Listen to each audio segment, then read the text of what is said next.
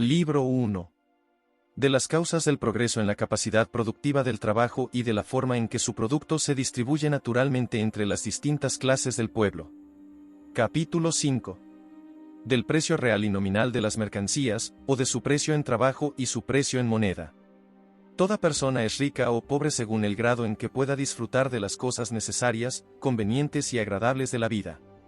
Pero una vez que la división del trabajo se ha consolidado, el propio trabajo de cada hombre no podrá proporcionarle más que una proporción insignificante de esas tres cosas. La mayoría de ellas deberá obtenerlas del trabajo de otros hombres, y será por tanto rico o pobre según sea la cantidad de ese trabajo de que pueda disponer o que sea capaz de comprar. Por lo tanto, el valor de cualquier mercancía, para la persona que la posee y que no pretende usarla o consumirla sino intercambiarla por otras, es igual a la cantidad de trabajo que le permite a la persona comprar o ordenar. El trabajo es, así, la medida real del valor de cambio de todas las mercancías. El precio real de todas las cosas, lo que cada cosa cuesta realmente a la persona que desea adquirirla, es el esfuerzo y la fatiga que su adquisición supone. Lo que cada cosa verdaderamente vale para el hombre que la ha adquirido y que pretende desprenderse de ella o cambiarla por otra cosa, es el esfuerzo y la fatiga que se puede ahorrar y que puede imponer sobre otras personas. Aquello que se compra con dinero o con bienes se compra con trabajo, tanto como lo que compramos con el esfuerzo de nuestro propio cuerpo. Ese dinero o esos bienes en realidad nos ahorran este esfuerzo. Ellos contienen el valor de una cierta cantidad de trabajo que intercambiamos por lo que suponemos que alberga el valor de una cantidad igual. El trabajo fue el primer precio, la moneda de compra primitiva que se pagó por todas las cosas. Toda la riqueza del mundo fue comprada al principio no con oro ni con plata sino con trabajo, y su valor para aquellos que la poseen y que desean intercambiarla por algunos productos nuevos es exactamente igual a la cantidad de trabajo que les permite comprar o dirigir. Como afirma Hobbes, riqueza es poder. Pero la persona que consigue o hereda una fortuna, no necesariamente consigue o hereda ningún poder político, sea civil o militar. Puede que su fortuna le proporcione medios para adquirir ambos, pero la mera posesión de esa fortuna no proporciona necesariamente ninguno de ellos.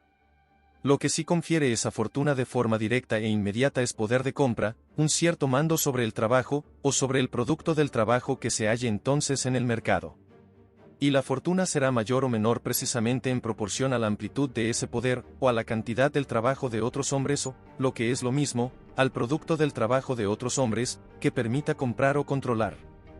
El valor de cambio de cualquier cosa debe ser siempre exactamente igual a la extensión de este poder que confiere a su propietario.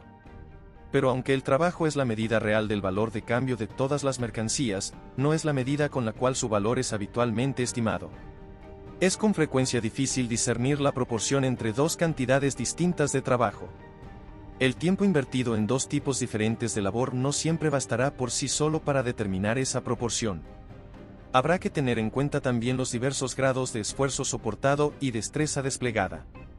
Puede que haya más trabajo en una hora de dura labor que en dos de una tarea sencilla, o en una hora de un oficio cuyo aprendizaje costó 10 años que en un mes de un trabajo común y corriente. Pero no es fácil encontrar una medida precisa ni de la fatiga ni de la destreza. Es común que se conceda un margen para ambas en el intercambio de las producciones de tipos de trabajo distintos, pero el ajuste no se efectúa según una medición exacta sino mediante el regateo y la negociación del mercado, que desemboca en esa suerte de igualdad aproximada, no exacta pero suficiente para llevar adelante las actividades corrientes. Además, cada mercancía se intercambia, y por lo tanto se compara, más habitualmente con otras mercancías que con trabajo. Es por lo tanto más natural estimar su valor de cambio mediante la cantidad no de trabajo sino de alguna otra mercancía que pueda comprar.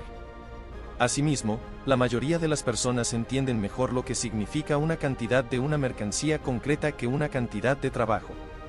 La una es un objeto claro y palpable, la otra es una noción abstracta que, aunque puede volverse suficientemente inteligible, en absoluto resulta tan natural y evidente. Pero cuando se acaba el trueque y el dinero se transforma en el medio habitual del comercio, cada mercancía particular se intercambia más frecuentemente por dinero que por cualquier otra mercancía. Es raro que el carnicero lleve carne de vaca o de oveja al panadero o al cervecero para cambiarlas por pan o cerveza, sino que las lleva al mercado, donde las intercambia por dinero, y después cambia ese dinero por pan y cerveza. La cantidad de dinero que obtiene por su mercancía regula asimismo la cantidad de pan y cerveza que puede comprar después. es más lógico y natural para él, en consecuencia, estimar el valor de su mercancía según la cantidad de dinero, la mercancía por la cual las cambia, que según la cantidad de pan o cerveza, las mercancías por las cuales las intercambia solo mediante de la intervención de otra mercancía, y es más lógico que se afirme que la carne del carnicero vale 3 o 4 peniques por libra, y no que se diga que vale 3 o 4 libras de pan, o 3 o 4 cuartillos de cerveza. Y así ocurre que el valor de cambio de toda mercancía es habitualmente estimado según la cantidad de dinero que se obtiene por ella, y no según la cantidad de trabajo o de alguna otra mercancía que se obtiene a cambio de ella. Pero el oro y la plata, como cualquier otra mercancía, cambian de valor, y a veces son más caros y otras veces más baratos, unas veces más fáciles y otras más difíciles de comprar. La cantidad de trabajo que cualquier cantidad dada de ellas puede comprar o dirigir, o la cantidad de otros bienes por la que se puede cambiar, depende siempre de la riqueza o pobreza de las minas conocidas cuando tiene lugar el intercambio. El descubrimiento de las ricas minas de América en el siglo XVI redujo el valor del oro y la plata en Europa a cerca de 1/3 del valor que tenían antes. Como costaba menos trabajo trasladar esos metales desde la mina hasta el mercado, cuando llegaban allí podían comprar o ordenar menos trabajo, y esta revolución en su valor, aunque fue quizás la mayor, en modo alguno fue la única que registra la historia. Pero así como una medida de cantidad, como el pie, el brazo o el puño de una persona, que cambia continuamente, nunca puede ser la medida exacta de la cantidad de otras cosas, una mercancía cuyo valor se modifica permanentemente jamás puede constituir una medida precisa del valor de las demás mercancías. Puede sostenerse que iguales cantidades de trabajo, en todo tiempo y lugar, tienen el mismo valor para el trabajador. En su estado normal de salud, fuerza y temperamento, de habilidad y destreza, sacrificará siempre la misma porción de su tranquilidad, su libertad y su felicidad. El precio que paga deberá ser siempre el mismo, cualquiera sea la cantidad de bienes que recibe a cambio. En realidad a veces comprará más de estos y a veces menos, pero lo que cambia es su valor, no el del trabajo que los compra. En todo tiempo y lugar lo caro es lo que es difícil de conseguir, o lo que cuesta mucho trabajo adquirir, y lo barato es lo que se obtiene fácilmente o con muy poco trabajo. El trabajo exclusivamente, entonces, al no variar nunca en su propio valor, es el patrón auténtico y definitivo mediante el cual se puede estimar y comparar el valor de todas las mercancías en todo tiempo y lugar. Es su precio real, y el dinero es tan solo su precio nominal. Aunque para el trabajador las cantidades iguales de trabajo siempre tienen el mismo valor, para el hombre que lo emplea tienen a veces un valor mayor y otras veces uno menor. Él las compra en algunas ocasiones con una cantidad mayor de bienes y en otras ocasiones con una cantidad menor, y para él el precio del trabajo cambia como el de las demás cosas. En un caso le parece caro y en otro barato. Pero en realidad lo que resulta barato en un caso y caro en otro son las mercancías. En este sentido vulgar, por lo tanto, puede decirse que el trabajo tiene como las mercancías un precio real y un precio nominal. Su precio real consiste en la cantidad de cosas necesarias y cómodas para la vida que se dan a cambio de él, su precio nominal, en la cantidad de dinero. El trabajador es rico o pobre, es remunerado bien o mal, no en proporción al precio nominal de su trabajo sino al precio real. La distinción entre precio nominal y real de las mercancías y del trabajo no es un asunto de mera especulación sino que puede a veces resultar en la práctica de gran utilidad. El mismo precio real tiene siempre el mismo valor, pero debido a las variaciones en el valor del oro y la plata, el mismo precio nominal tiene a veces valores muy diferentes. Cuando se vende un terreno a cambio de una renta perpetua, si se pretende que esta renta tenga siempre el mismo valor, es importante para la familia receptora de esta renta que ella no consista en una suma específica de dinero.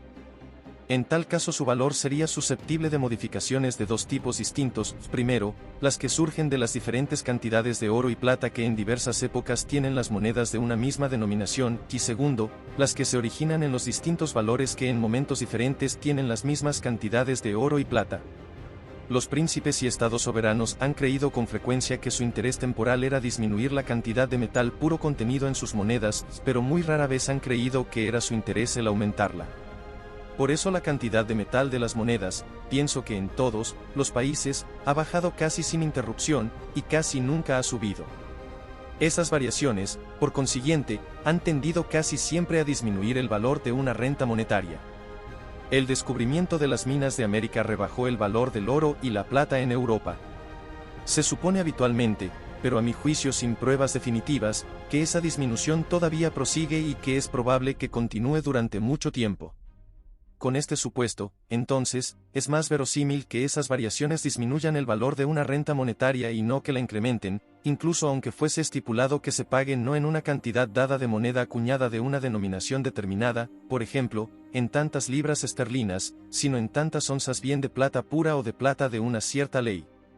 Las rentas estipuladas en grano han mantenido su valor mucho más que las establecidas en dinero, aun donde la denominación de la moneda no ha sido alterada. En el año 18 del reinado de Isabel se decretó que un tercio de las rentas pagaderas a los colegios lo serían en grano, bien en especie o de acuerdo con los precios corrientes en el mercado público más cercano. El dinero proveniente de esta renta en cereal, aunque representaba originalmente un tercio del total, en la actualidad es, según el Dr. Blackstone, normalmente casi el doble de lo que se obtiene de los otros 2/3. De acuerdo con este cómputo, las antiguas rentas monetarias deben haberse reducido a casi la cuarta parte de su valor primitivo, o valen hoy poco más de la cuarta parte del trigo que valían antes. Pero desde el reinado de Felipe y María la denominación de la moneda inglesa ha sufrido poca o ninguna alteración, y el mismo número de libras, chelines y peniques contienen casi la misma cantidad de plata pura. De donde se infiere que esa degradación en el valor de la renta monetaria de los colegios se originó totalmente de la degradación en el valor de la plata. Cuando la depreciación del valor de la plata se combina con el descenso en la cantidad de plata contenida por las monedas de la misma denominación, la pérdida es a menudo todavía mayor.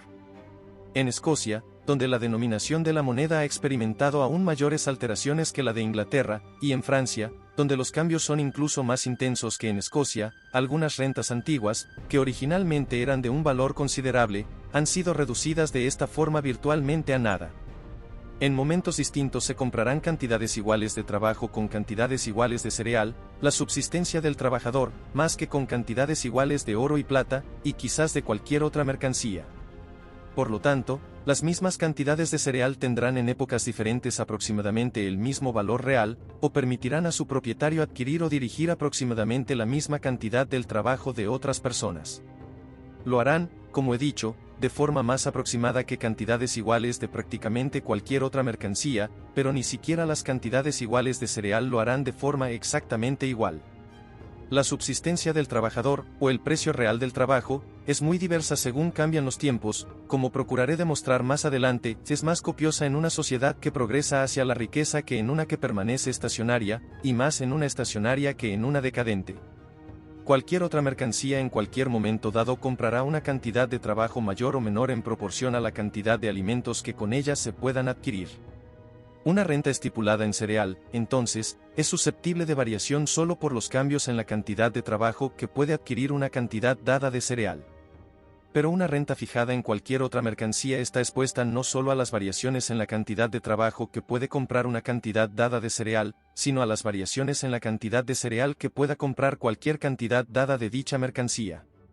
Hay que señalar, no obstante, que aunque el valor real de una renta en cereal varía mucho menos de un siglo a otro que una renta monetaria varía mucho más de un año a otro. El precio en moneda del trabajo, como explicaré más adelante, no fluctúa de un año a otro con el precio monetario del cereal, sino que en todas partes se ajusta al precio, no al temporario ni ocasional, sino al promedio o habitual de este artículo. El precio medio o corriente del cereal está determinado, como también demostraré después, por el valor de la plata, por la riqueza o esterilidad de las minas que suministran dicho metal al mercado, o por la cantidad de trabajo que debe ser empleado, y en consecuencia la cantidad de cereal que debe ser consumida, para traer una cantidad dada de plata desde la mina hasta el mercado. Pero el valor de la plata, aunque a veces varía considerablemente de un siglo a otro, en raras ocasiones cambia mucho de un año a otro, frecuentemente continúa estable, o casi estable, durante medio siglo o incluso un siglo completo. En consecuencia, el precio monetario corriente o medio del trigo puede mantenerse estable también durante ese lapso tan extenso, y con él el precio en moneda del trabajo, siempre que la sociedad permanezca, en las demás circunstancias, en una situación igual o muy semejante. Mientras tanto, el precio temporal y ocasional del cereal puede con asiduidad ser un año el doble de lo que fue el año anterior, u oscilar, por ejemplo, entre 25 y 50 chelines el cuartal. pero cuando el cereal está a 50 chelines, el valor no solo nominal sino real de una renta en cereal será el doble de cuando está a 25, o podrá ordenar el doble de la cantidad de trabajo o de la mayor parte de las demás mercancías, y durante todas estas fluctuaciones, el precio monetario del trabajo, y con él el de la mayoría de las cosas, permanecerá igual. Es evidente, por lo tanto, que el trabajo es la única medida universal y precisa del valor, o el único patrón mediante el cual podemos comparar los valores de distintas mercancías en cualquier tiempo y lugar. No podemos estimar, por supuesto, el valor real de diversas mercancías de un siglo a otro según las cantidades de plata que se entregan a cambio de ellas. Tampoco podemos estimarlo de un año a otro según las cantidades de cereal. Pero según las cantidades de trabajo podemos estimarlo con la mayor precisión tanto de un siglo a otro como de un año a otro. Entre siglos el cereal es una medida mejor que la plata, porque de un siglo a otro las mismas cantidades de cereal ordenarán la misma cantidad de trabajo más precisamente que cantidades iguales de plata. De un año a otro, por el contrario, la plata es mejor medida que el cereal, porque con iguales cantidades de la misma se dispondrá con mayor exactitud de la misma cantidad de trabajo. Pero aunque es de utilidad el distinguir entre precio real y nominal al establecer rentas perpetuas o arrendamientos muy prolongados, no lo es al comprar y vender, que son las transacciones más comunes y corrientes de la vida humana. En un mismo tiempo y lugar, el precio real y el nominal de todas las mercancías guardan exactamente la misma proporción. Cuanto más o menos dinero se obtenga a cambio de cualquier mercancía en el mercado de Londres, por ejemplo, más o menos trabajo permitirá comprar o dirigir en ese momento y lugar. En consecuencia, el dinero es la medida exacta del valor de cambio real de todas las mercancías en un mismo tiempo y lugar. Pero lo es solo en tales circunstancias. Entre sitios apartados no hay una proporción fija entre el precio real y el nominal de las mercancías, y sin embargo el comerciante que lleva bienes de uno a otro no presta atención más que a su precio en dinero, o a la diferencia entre la cantidad de plata que entrega al comprarlos y la cantidad que espera obtener al venderlos. Media onza de plata en Cantón, China, puede ordenar una cantidad mayor tanto de trabajo como de cosas necesarias y convenientes para la vida que una onza en Londres. Una mercancía, por lo tanto, que se venda por media onza de plata en Cantón puede ser en realidad más cara, de más importancia real para la persona que la posea allí, que una mercancía que se venda por una onza en Londres para su propietario en Londres. Si un comerciante londinense puede comprar en Cantón por media onza de plata una mercancía que puede vender en Londres por una onza, ganaría el 100% con el negocio, como si una onza de plata en Londres valiese exactamente igual que en Cantón. A él no le importa nada que media onza de plata en Cantón le permita ordenar más trabajo y una mayor cantidad de cosas necesarias y convenientes para la vida que una onza en Londres. Pero con una onza en Londres siempre podrá comprar el doble de esas cosas que con media onza, y esto es precisamente lo que quiere. Así, como es el precio nominal o precio en moneda de las cosas lo que finalmente determina la prudencia o imprudencia de todas las compras y las ventas, y por ello regula casi todos los negocios de la vida cotidiana que tienen que ver con el precio, no debe sorprendernos si ha sido objeto de mucho más atención que el precio real. En una obra como esta, sin embargo, a veces puede ser conveniente el comparar los diferentes valores reales de una mercancía concreta en momentos y lugares distintos, o los varios grados de poder sobre el trabajo de otras personas que es capaz de otorgar a sus propietarios en ocasiones diferentes. Debemos en tal caso comparar no las diversas cantidades de plata a cambio de las cuales fue vendida sino las diferentes cantidades de trabajo que dichas cantidades diversas de plata podrían haber adquirido. Los precios corrientes del trabajo en tiempos y lugares lejanos, empero, casi nunca pueden ser conocidos con exactitud. Los del cereal, aunque solo han sido registrados en unos pocos lugares de forma regular, son en general mejor conocidos y han sido más frecuentemente estudiados por los historiadores y otros autores.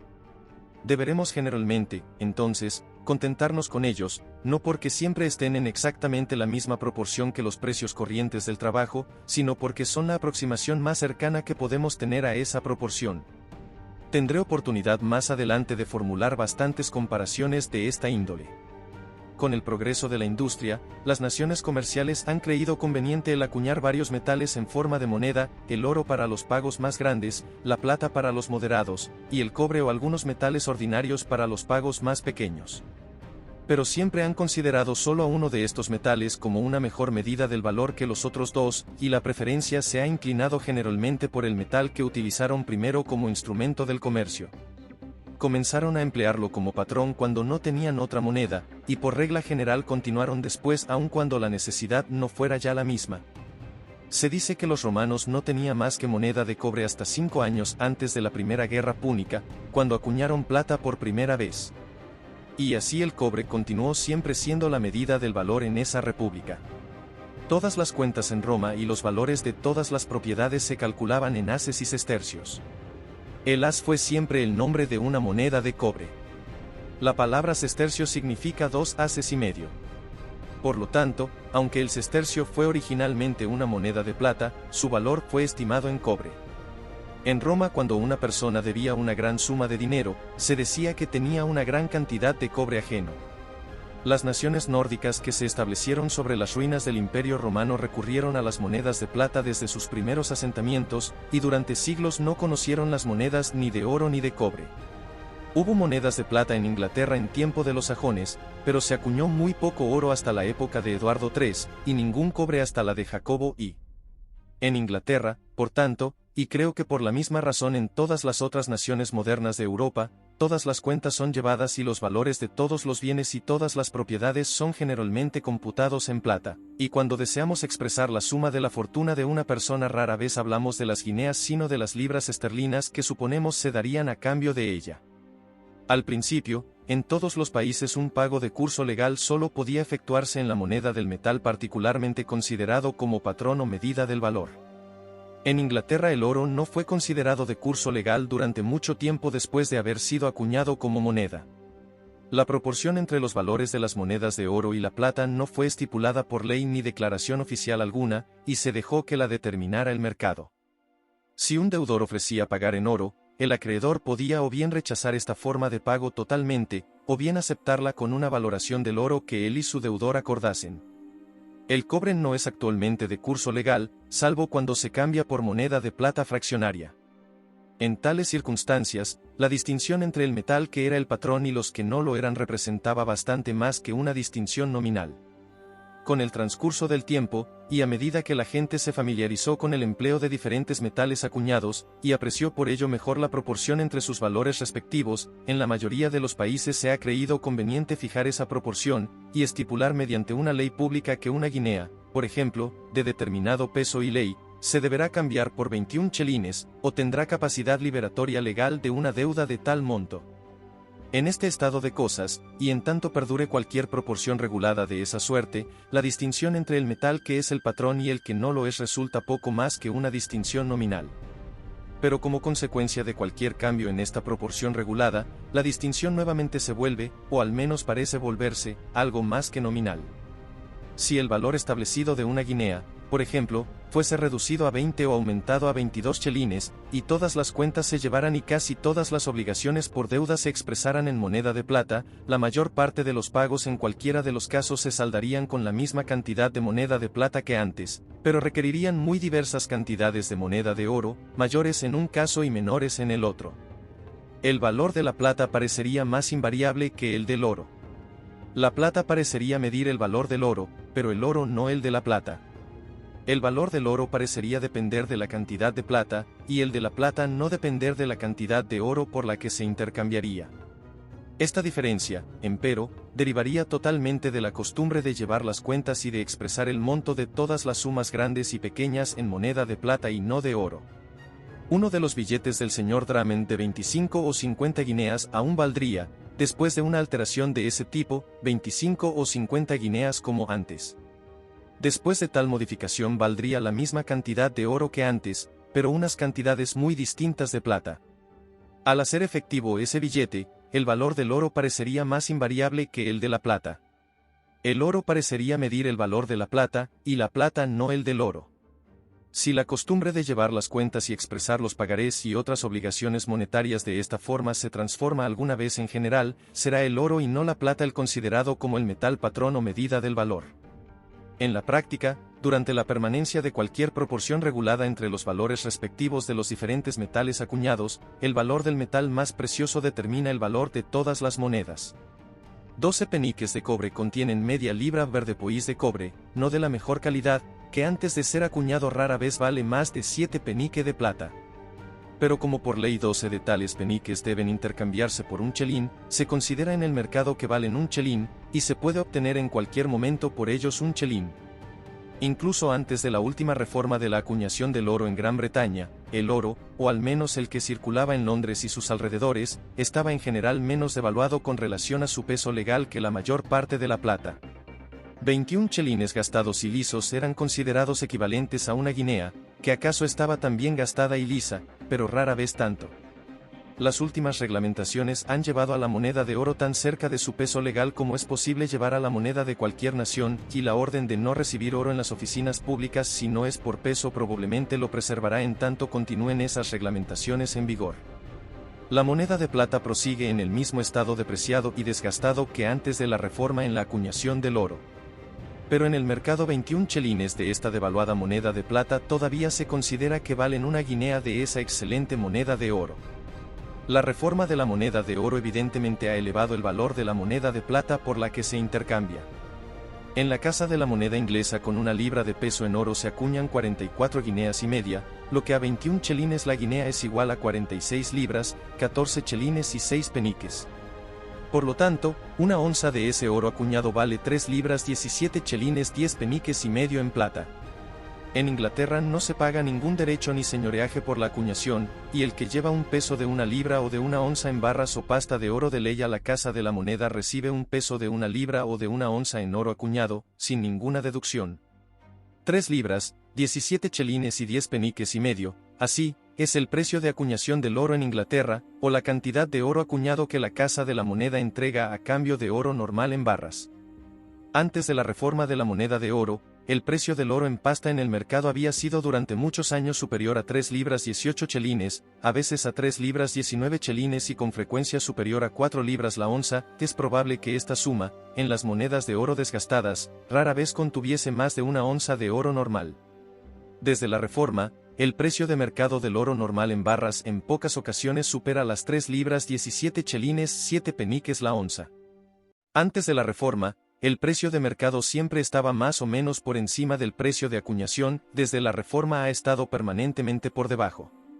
Pero este precio de mercado es el mismo sea que se pague en oro o en moneda de plata. La última reforma de la moneda de oro, entonces, ha incrementado no solo el valor de la moneda de oro, sino también el de la moneda de plata en proporción al oro en barras, y probablemente también en proporción a todas las demás mercancías, aunque como el precio de la mayor parte de las mercancías es influido por muchas otras causas, el aumento en el valor de las monedas de plata y oro con respecto a ellas quizá no haya sido tan claro y perceptible. En la Casa de la Moneda Inglesa con una libra de peso en plata de ley se acuñan 62 chelines que contienen, análogamente, una libra de peso de plata ordinaria. Se dice entonces que 5 chelines y 2 peniques la onza es el precio de acuñación de la plata en Inglaterra, o la cantidad de moneda de plata que la Casa de la Moneda entrega a cambio de plata ordinaria en pasta.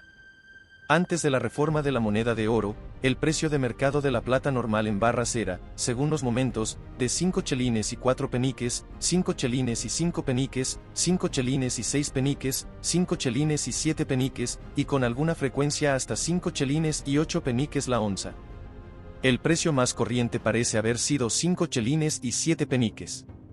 Desde la reforma de la acuñación del oro, el precio de mercado de la plata normal en pasta ha caído ocasionalmente hasta 5 chelines y 3 peniques, 5 chelines y 4 peniques y 5 chelines y 5 peniques la onza, y rara vez ha superado este último precio. Aunque el precio de mercado de la plata en pasta ha caído considerablemente desde la reforma de la acuñación del oro, no ha caído tanto como el precio de acuñación.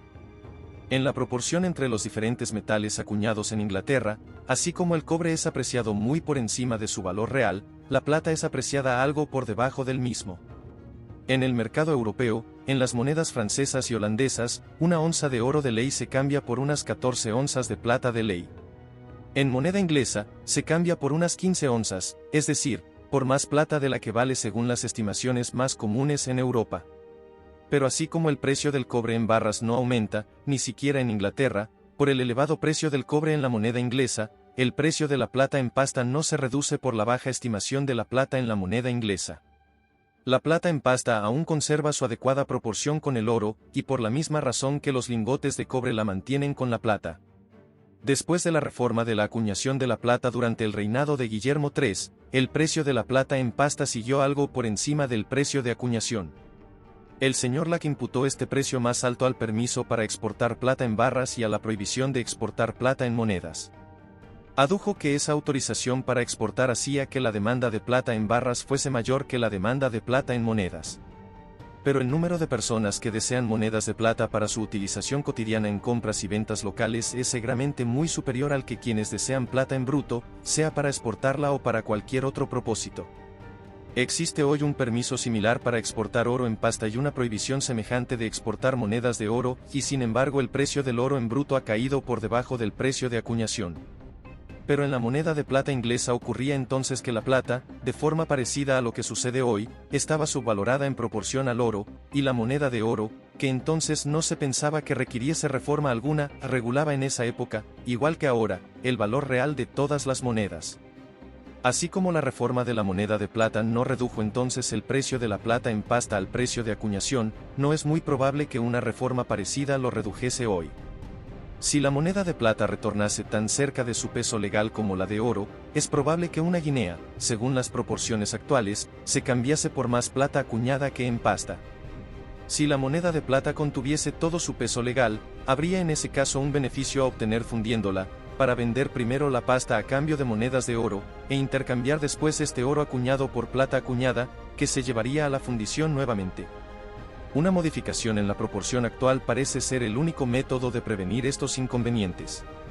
Los problemas serían quizás menores si la plata fuese tasada en monedas tanto por encima de su proporción adecuada con el oro como lo está hoy por debajo, siempre que al mismo tiempo se decretase que la plata no es de curso legal en cantidades superiores a una guinea, de la misma forma en que el cobre no es de curso legal para cambiar más de un chelín. En este caso, ningún acreedor podría ser engañado por el elevado valor de la plata acuñada, igual que ningún acreedor puede ser hoy estafado como consecuencia de la alta valoración del cobre. Los únicos que sufrirían con esta reglamentación serían los banqueros. Cuando se produce una carrera, intentan ganar tiempo pagando en monedas de 6 peniques, y dicha reglamentación les impediría recurrir a un método tan poco honorable de eludir el pago inmediato. Se verían en consecuencia forzados a mantener siempre en sus cofres una cantidad mayor de efectivo que en la actualidad, y aunque esto indudablemente sería muy inconveniente para ellos, al mismo tiempo daría una gran seguridad a sus acreedores. 3 libras, 17 chelines y 10 peniques y medio, el precio de acuñación del oro, ciertamente no contienen, incluso en nuestras excelentes monedas de oro actuales, más de una onza de oro de ley, y podría pensarse en consecuencia que no serían capaces de comprar más oro en pasta de ley. Pero el oro amonedado es más útil que el oro en bruto, y aunque en Inglaterra la acuñación es gratuita, de todas formas el oro que es llevado en pasta o barras a la casa de la moneda rara vez regresa acuñado a manos de su dueño antes de que pasen varias semanas. Con el trabajo que tiene hoy la casa de la moneda, la demora puede ser de varios meses. Este retraso equivale a un pequeño impuesto, y vuelve al oro acuñado algo más valioso que una cantidad igual de oro en bruto. Por lo tanto, si en la moneda inglesa la plata fuese estimada según su adecuada proporción con el oro, el precio de la plata en pasta probablemente caería por debajo del precio de acuñación incluso sin ninguna reforma de la moneda de plata, porque incluso el valor de la presente moneda de plata lisa y desgastada es regulado por el valor de la excelente moneda de oro por la que puede cambiarse. Un pequeño señoreaje o impuesto sobre la acuñación tanto de oro como de plata probablemente incrementaría aún más la superioridad de estos metales en monedas sobre una cantidad igual de cualquiera de ellos en pasta. La acuñación en este caso elevaría el valor del metal acuñado en proporción al peso de este pequeño impuesto, por la misma razón de que el labrado aumenta el valor de los utensilios de oro y plata en proporción al precio de dicho labrado. La superioridad de la moneda sobre la pasta impedirá la fundición de las monedas y desanimará su exportación. Si por alguna necesidad pública fuese perentorio el exportar monedas, la mayor parte de las mismas volvería, en el extranjero se venderían solo por su peso en pasta, pero dentro del país lo harían por más que su peso, y habría en consecuencia un beneficio a recoger al traerlas nuevamente al país. En Francia el señoreaje sobre la acuñación es de cerca del 8% y se dice que la moneda francesa, una vez exportada, vuelve al país espontáneamente. Las fluctuaciones ocasionales en el precio de mercado del oro y la plata en pasta responden a las mismas causas que las fluctuaciones semejantes en el precio de todas las demás mercancías. La frecuente pérdida de dichos metales debido a diversos accidentes en la tierra y en el mar, el continuo desgaste en dorados y niquelados, en galones y bordados, en el uso y deterioro de la moneda y los utensilios de plata, todo ello requiere, en los países que no posean minas propias, una permanente importación que repare estas pérdidas y desgastes. Los comerciantes importadores, como cualquier otro comerciante, intentan ajustar en la medida de lo posible sus ocasionales importaciones a lo que ellos esperan que sea la demanda inmediata más probable. Pero por más cuidado que pongan, a veces exageran su negocio y otras veces se quedan cortos.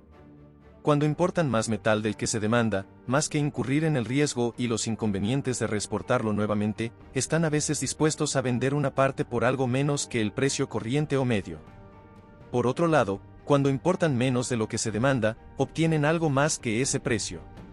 Pero cuando más allá de estas fluctuaciones ocasionales, el precio de mercado del oro o de la plata en pasta se mantiene durante muchos años firme y constantemente algo por arriba o algo por debajo del precio de acuñación, podemos estar seguros de que esta firme y constante superioridad o inferioridad en el precio es el efecto de algo en el estado de la moneda, algo que en ese momento hace que una determinada cantidad de moneda valga más o menos que la cantidad precisa de metal que debería contener. La firmeza y constancia del efecto supone una firmeza y constancia proporcional en la causa. El dinero de cualquier país es, en un momento y lugar concretos, una medida más o menos precisa del valor en tanto la moneda corriente se ajuste más o menos exactamente a su ley, o contenga más o menos exactamente la cantidad determinada de oro o plata puros que debería contener. Si en Inglaterra, por ejemplo, 44 guineas y media contuviesen precisamente el peso de una libra de oro de ley, u 11 onzas de oro puro y una de aleación, la moneda de oro de Inglaterra sería una medida tan exacta del valor efectivo de los bienes en cualquier momento y lugar dados como puede admitirlo la naturaleza de las cosas. Pero si debido al roce y al uso 44 guineas y media contienen generalmente menos que el peso de una libra de oro, siendo además la disminución más acusada en algunas piezas que en otras, la medida del valor resulta susceptible de la misma clase de incertidumbre a la que están expuestos comúnmente todos los demás pesos y medidas. Como rara vez ocurre que se ajusten exactamente a su patrón, el comerciante acomoda el precio de sus bienes, lo mejor que puede, no a lo que esos pesos y medidas deberían ser sino a lo que en promedio la experiencia le indica que son en la práctica. Como consecuencia de un desorden parecido en la moneda, el precio de los bienes resulta análogamente ajustado no a la cantidad de oro o plata puros que la moneda debería contener, sino a la que en promedio la experiencia demuestra que efectivamente contiene. Debe destacarse que por precio monetario de los bienes entiendo siempre la cantidad de oro o plata puros por la cual se venden, sin consideración alguna sobre la denominación de la moneda. Pienso que 6 chelines y 8 peniques, por ejemplo, en la época de Eduardo y Grados, era el mismo precio monetario que una libra esterlina en los tiempos presentes, puesto que contenían, hasta donde es posible juzgar, la misma cantidad de plata pura.